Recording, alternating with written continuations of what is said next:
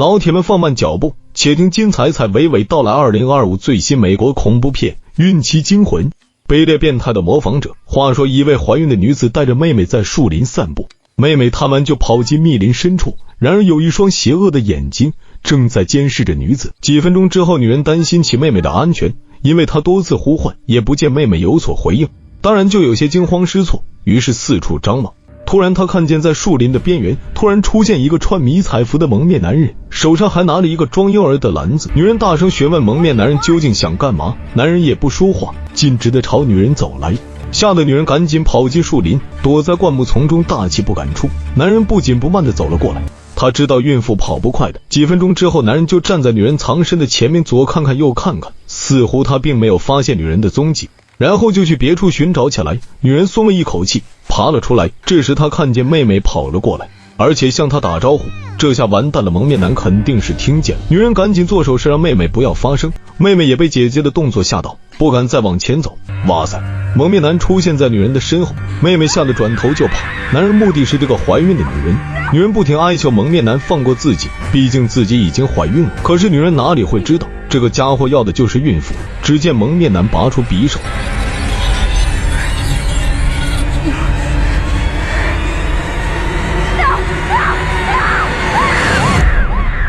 十几分钟之后，躲在角落里的妹妹看见蒙面男提着那个婴儿篮子路过，万万没想到蒙面男竟然还跟妹妹打招呼。妹妹只好皱着眉头跟蒙面男挥了挥手。这时有婴儿的哭声从那个婴儿篮子里发出，蒙面男提着婴儿篮子默默地走了，妹妹只能是原路返回，想看看姐姐怎么样了。只见一路上有很多带血的布条，妹妹一眼望去，我的妈呀，女人还在不停地抽搐，她肚中的胎儿已经被蒙面男使用暴力拿了出来。据报道，在美国首例有记录的胎儿绑架案件发生于1974年11月13日，地点位于宾夕法尼亚州费城。后来模仿犯罪者越来越多，一直持续到现在。画面一转，周末阿杰带着快要生产的老婆大乔驱车来到乡间的木屋度假，半路上他们被巡警光头强截停检查。光头强认出了大乔，因为大乔曾经因为吸毒的原因被关进过戒毒所。当了解到他们要去的地方后，这时收音机传来主持人的警告，意思是这个州近来不是很安全，有蒙面男对孕妇下狠手盗走婴儿。大乔就嘲笑光头强应该多关心这种案子，光头强也不在意，就让他们走了。不久他们来到木屋，在这里还有阿姐的姐姐玛莎。周末的大多数时间里，大乔将和玛莎在一起，因为阿姐工作上的事情比较多，还需要返回城里处理。随后人就进屋了，一辆警车来到木屋的门口，然后就走了。这栋木屋很是奇特，四面的窗户上都被钉上了木板。玛莎听说那是女房东的猎人老公搞的，目的就是为了打猎。这里的确很安静，两人一直在院子里聊天。大乔突然看见不远处的树丛中藏着一个人，就立即转头告诉了玛莎。当两人再次朝着那个方向看去，可是没有任何人存在。玛莎认为大乔眼花了，然而大乔是对的，的确有一双邪恶的眼睛看着他们。刚才他迅速地转移到另一侧，所以两人就没有看见。玛莎还是有点不放心，于是就从篝火堆中拿了一个铁叉，冲着那个方向走去。大乔紧张地看着，玛莎自然是没有看见任何可疑的东东，这下大乔也放心了。到了下午，女房东过来敲门，她是来打招呼的，她的女儿派蒂就在车上，意思是他们住在路对面的农场里，让他们需要什么东西就直接去找他就好了，千万不要客气。送走房东以后，两人就在屋内唱歌跳舞。突然有人敲门，玛莎以为是房东送曲奇来吃，然后就直接去开门。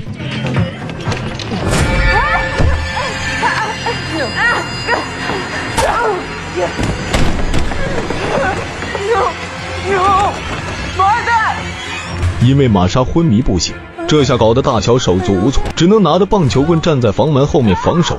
蒙面男不停地撞击房门，大乔想起要报警，于是找出手机，这才发现这里没有信号。但是大乔也不傻，就高声叫喊说已经报警了，警察已经在来的路上。你还别说，这招好像有用，外面停止了动静。于是大乔透过小门洞反复查看，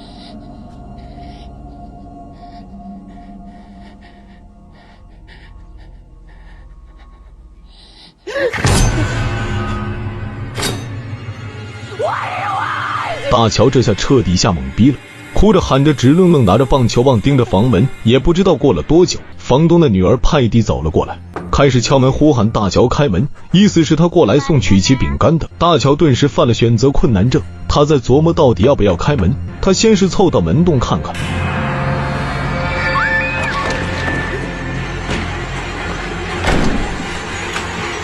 大乔示意派蒂不要大声说话，双方都意识到这个蒙面男就是为了大乔肚子里的婴儿。毕竟这段时间新闻报道到处都是，派蒂很聪明，就把匕首和猎枪所藏的位置告诉了大乔，那些都是他父亲遗留下来的。派蒂打开一个被锁的房间，哇塞，里面的情景吓了大乔一跳，全是晒干的土偶。大乔就在衣柜里拿出了猎枪，并且把子弹推上膛。就在这时，天花板传来锯木头的声音，哎呀，蒙面男竟然想锯开天花板跳进来。大乔就赶紧把派蒂带出那个房间，然后把房间门锁死，那样就算蒙面男跳进来也对他们不形成威胁。就在这时，女房东看见女儿派蒂很久没有返回，就过来寻找。她不停地敲门，屋内的两人就是不敢说话。最后派蒂还是发声警告那个变态恶魔来了，女房东没有明白意思，就在那里反复询问。大乔听见屋顶的走动声，他意识到不好。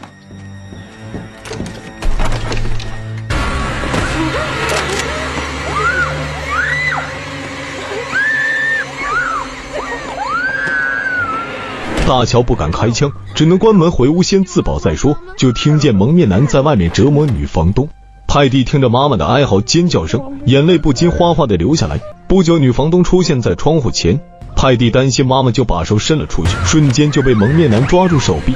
大乔立即冲上前开枪，蒙面男吓得缩头，然后松开了手。直到这时，大乔才知道这把枪竟然是坏的，根本无法激发子弹。派蒂又在一旁哭哭啼啼，只好搂着他不放。蒙面男一看这招不好使，又开始玩新的花样。不久，屋外响起了喇叭声，两人打开门一开，女房东的脖子套上了绳子，另一头绑在车内顶部。他站在一块石头上，蒙面男立即把石头踢开。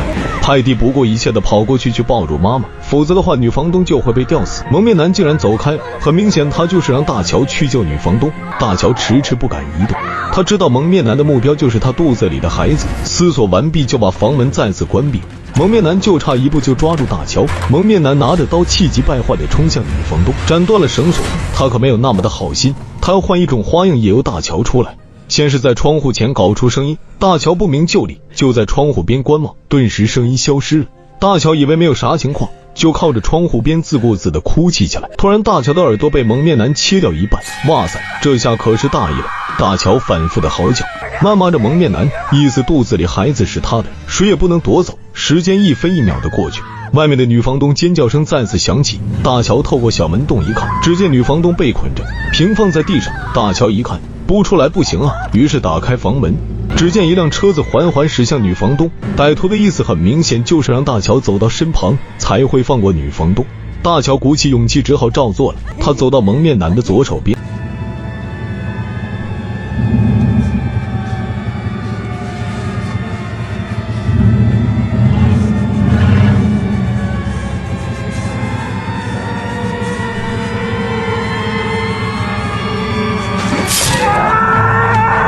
这个蒙面男就万万没想到了，他生气的开动汽车直接碾压过去。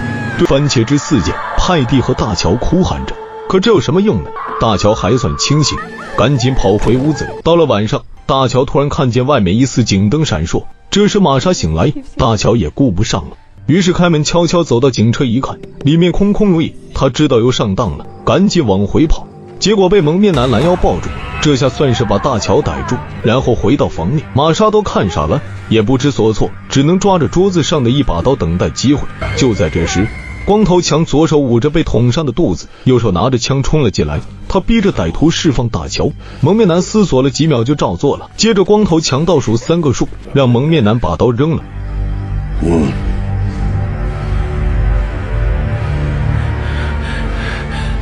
2, 3。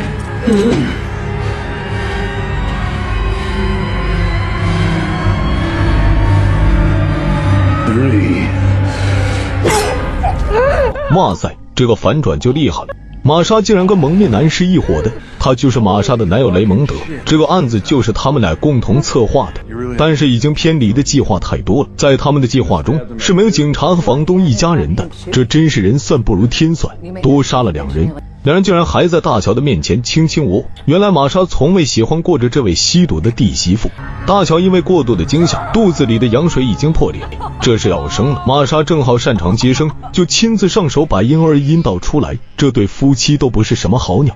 玛莎因为被人轮奸导致无法生育，然而夫妻俩又很喜欢孩子，于是玛莎就跟雷蒙德商议，去抢夺别人家的婴儿。片头那个案子就是他们做的，现在他们已经掳走3位性别不同的婴儿在抚养，加上大乔的孩子就是第4个了。玛莎夫妻俩已经疯狂了，他们才不管大乔是不是他们的弟媳呢，大乔怎么哀求也没有用。然后玛莎就抱走了婴儿，还让雷蒙德把大乔处理掉。几分钟之后，雷蒙德回到车里表示自己下不了手，就放了大乔一条生路。